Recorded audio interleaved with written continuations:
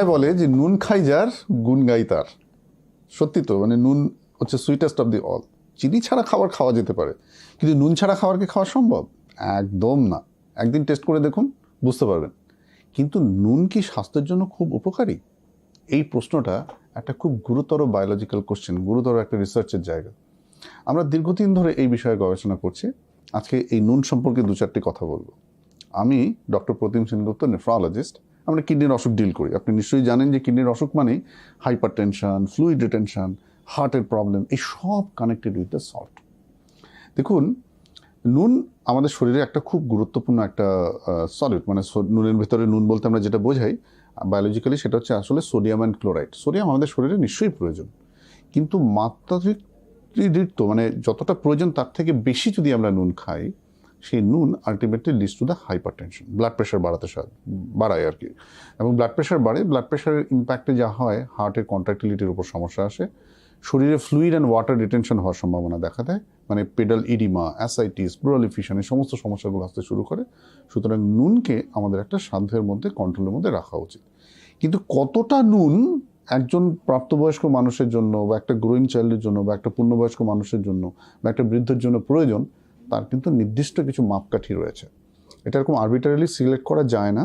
সাধারণত ট্রপিক্যাল কান্ট্রিতে আমরা যেটা রেকমেন্ড করি যে salt intact should be decided আপন দি এনভায়রনমেন্টাল কন্ডিশন। ধরুন, যে মানুষটি রোদে কাজ করছে, সারাদিন ঘামছে, আর যে মানুষটি এসিতে বসে কোনোদিন ঠান্ডায় এসিতে একটা খুব পরিবর্তিত নিয়ন্ত্রিত পরিবেশে কাজ করছেন, তার কোনো ঘামই হয় না, তাদের দুজনের নুনের প্রয়োজন কিন্তু এক হতে পারে না। সো এই বার্ডগুলোর ওপর কিছু মার্কার্স আছে, কিছু টেস্ট আছে, যেগুলো করে আমরা বুঝতে পারি যে কতটা নুন কার জন্য প্রয়োজন। হ্যাঁ, এটা তো সাধারণভাবে সবার পক্ষে করা সম্ভব নয়। তবে রুল অফ থাম হচ্ছে, আমরা ইউজুয়ালি রেকমেন্ড করি less than 5 gram salt is optimum. 5 গ্রামের কম নুন খেলে কারো হাইপোম্যান্ট্রিমিয়া হওয়ার সম্ভাবনাও কম, আবার তার নুন বাড়ির শরীরে জমে গিয়ে তার থেকে hypertension, oedema, fluid retention, এই সম্ভাবনাও কম। সুতরাং it is a rule of thumb. However, আবারও কশান করছি, before implementing 5 gram salt in a day, please consult your physician, your nephrologist or cardiologist or your general physician to understand the context। মানে ধরুন, যে মানুষটা যে এনভায়রনমেন্টে কাজ করেন, ওনার যদি কোনো ডায়াবেটিক ওষুধ চলে, তাহলে স্বভাবত কারণেই তার শরীরে নুনের রিজার্ভ কম থাকার কথা।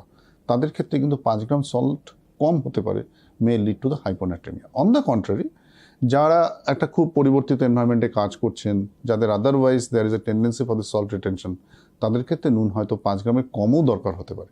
সুতরাং এই ব্যাপারটা একটু বিবেচনার বিষয়। Rule of thumb, never take salt more than 5 gram. কিছু ফাইনাল অ্যাডজাস্টমেন্ট যদি দরকার হয়, সেটা আপনার চিকিৎসক, আপনার ক্লিনিক্যাল কন্ডিশন, আপনি কোন এনভায়রনমেন্টে কাজ করেন, আপনার ডায়েটারি প্যাটার্ন, আপনার কী কী ওষুধ চলছে, সেই বুঝে ঠিক করাটাই হচ্ছে বাঞ্ছনীয়। নমস্কার।